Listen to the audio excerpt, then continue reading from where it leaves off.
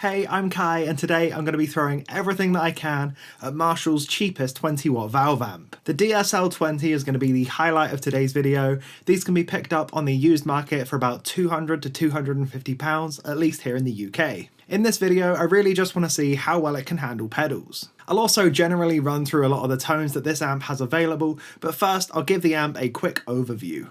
The DSL20HR is a 20-watt valve amp with two separate channels, a clean channel and a gain channel, with a 3-band EQ that's shared across both, as well as presence and resonance controls. There's also a tone shift feature that adjusts the mid-range and the gain, which I'm not a major fan of, but I'll show that one off later anyway. Each channel has a dedicated gain and volume pot, something that I wish was true of my 5150 50-watt. I found that this amp normally sounds best with the volume up at around 4 or 5, so I'm currently running this one through the 2 Notes Captor 8 load box. I'm then running out from the captor into my interface, and in my DAW I have an instance of Aurora DSP's Fenrir to load up ML Sound Lab's mega oversized impulse response. The guitar I'm using in this demo is my PRS S2 with an Evertune bridge and Seymour Duncan Pegasus and Sentient pickups. It's currently tuned down to drop C. Since this is a fairly low wattage head, you don't get a ton of clean headroom to it, but that's really not what I bought this amp for, especially, running into the load box. I'll start with the gain nice and low, which will give us a nice passable clean tone,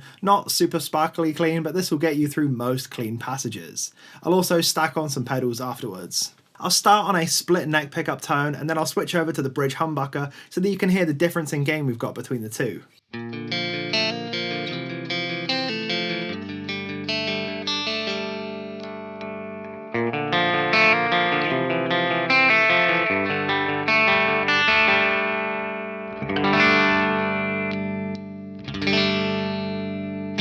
It's time to introduce my overly sized home rig pedal board. In case you didn't already see it, I did do a full video running through the build process of this pedal board, so I'll leave a link in the description box below if you'd like to check that one out. Since that video, I haven't really done that much to the pedal board. I think the only thing that I've done is swapped out the God City Instruments Pariah for the Earthquaker Devices Plumes instead. The board runs in 4 cable methods so that I can run my wet effects into the effects loop of the amplifier. So for this tone, I'm going to run the small clone into the front end, and then in the loop we've got the Ganymede from the Line 6 HX1, we've got the Wampler Doctor, and we've got the Mua Reverb.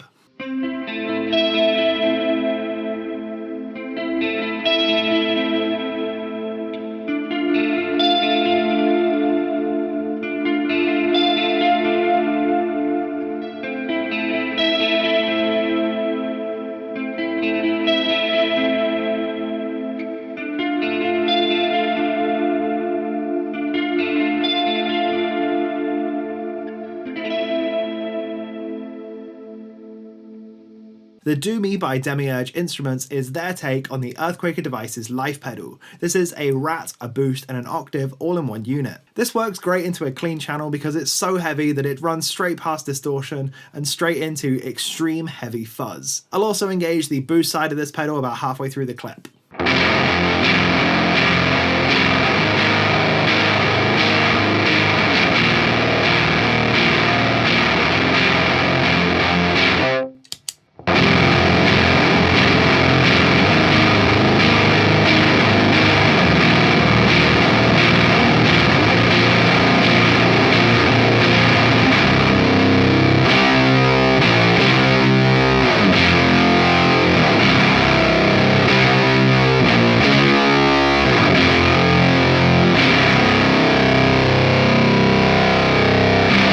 Turning up the gain on the clean channel of this amplifier gets us into that very pushed clean, almost crunchy sort of territory. Now this is sort of what I bought the amp for, as this is where I find that fuzz pedals really start to thrive. Here's what the clean channel sounds like with the gain up nice and high.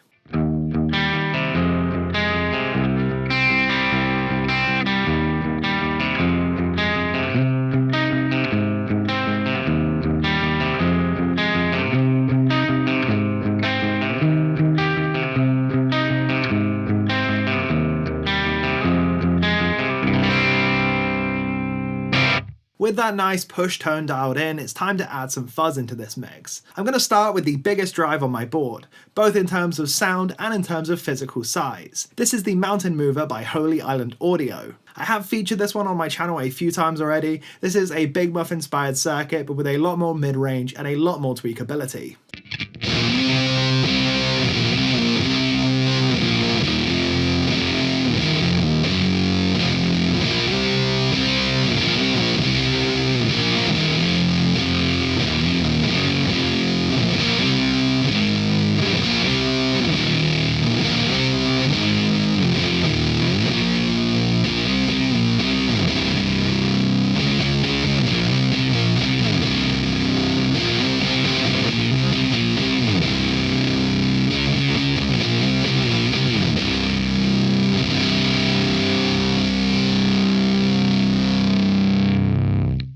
Sticking with Holy Island audio for a second, let's throw in the Tides V2. This is a pedal I tried out last year that I was absolutely obsessed with. It became one of my all-time favourite pedals. This is a dirty reverb overdrive pedal designed for sort of walls of noise and that sort of thing. I'm going to run it before my Earthquaker device's Plumes so that we can get even more noise out of it, and then run the Mua reverb in the loop just to give us a little bit more ambience.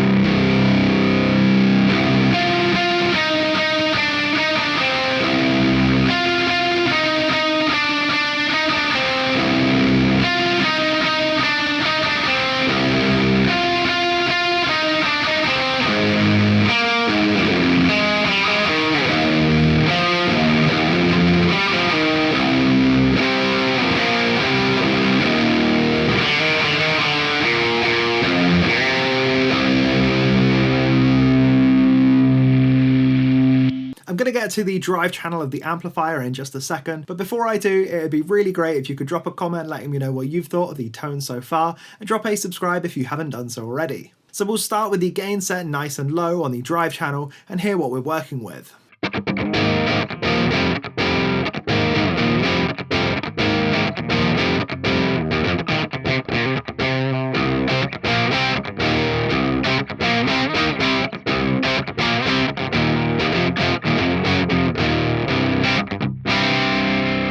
That's a nice, generic, classic sounding sort of crunch thing. This is a pretty unsaturated sounding drive tone, so rather than boosting it with the Guptec Mad Chiou like I'd normally do for a high gain tone, we need something that adds a little bit of drive. So I'm going to pick the Plumes once again. I'll engage this one during the clip so that you can hear what it's doing.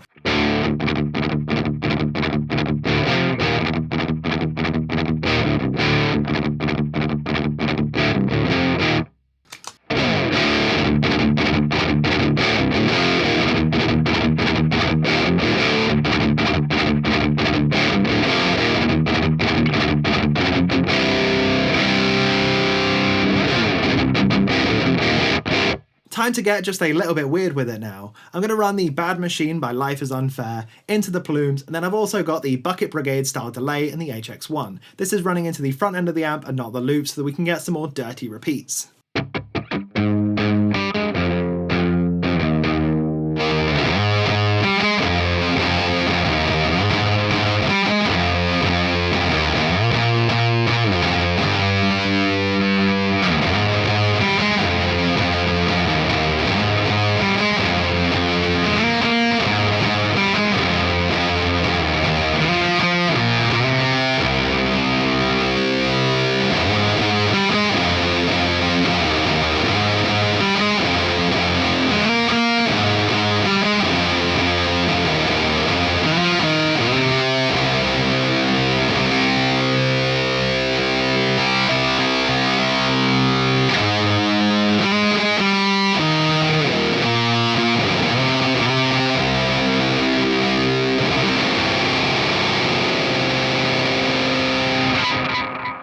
The DSL20 also has a pretty solid sounding high gain drive, so let's turn up the gain on this and see if we can get some sort of metal saturation going. We'll also try out the tone shift as it's most prominent on this sort of setting.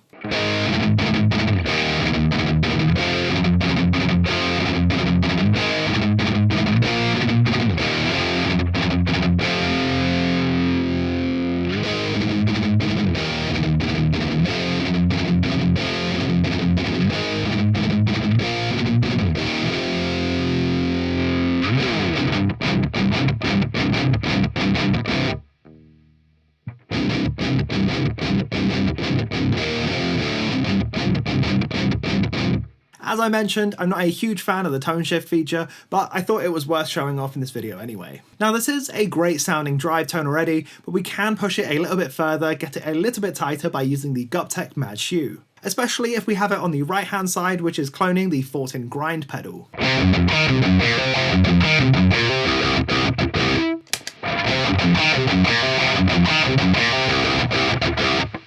One thing I have noticed is we're getting quite a lot of noise going on with this side of it, so I'll flick on the Fortin Zuul.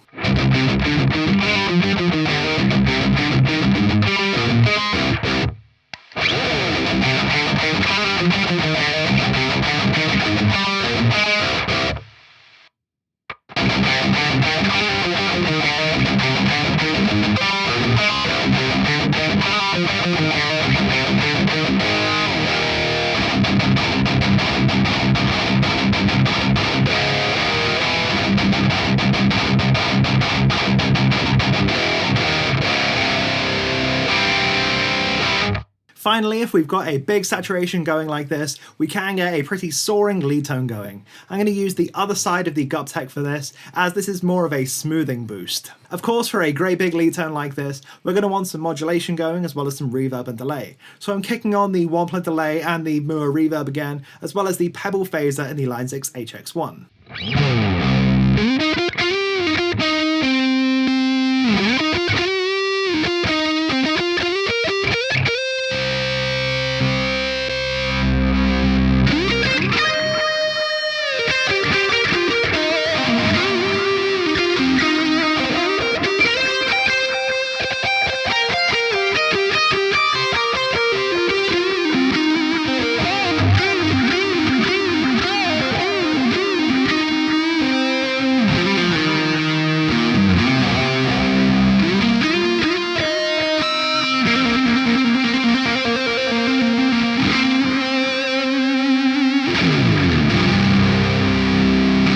So in conclusion, I'd say the DSL20 has really impressed me. This is my first ever experience with the Marshall amp, and I have to say it lives up to what I expected it to be. I especially liked it on the low gain channel with the gain up nice and high. That was great with the mountain mover. I think the big muff into a Marshall sort of tone is just such a timeless classic that I'm a huge fan of. If I were to critique this amp, I think some people would want cleaner cleans out of it, but there's always the DSL50 and the DSL100 if high headroom is something that you need. For me personally, having a wider range of pushed cleans is a pretty important thing too. One negative thing that I will say that I did experience with this amp is that it can get super bright and harsh at times. Dialing in some of these fuzz pedals especially to not get too fizzy when running through the clean channel took a lot of time to master. I would normally run into the high watt models in the Fractal FM3, and I found that these models can really take any fuzz on any setting and just sound great no matter what, while the DSL20 took a lot more tweaking to find the sweet spot of both the amp and the pedal to play together. Every fuzz can sound great though, so you just have to be prepared to tweak things. That's everything that I've got for this video, so thank you ever so much for watching. I hope you had as much fun watching it as I had making it, because this was great. If you did enjoy it, drop me a like, a subscribe, a comment, all that good stuff. Until next time, I've been Kai.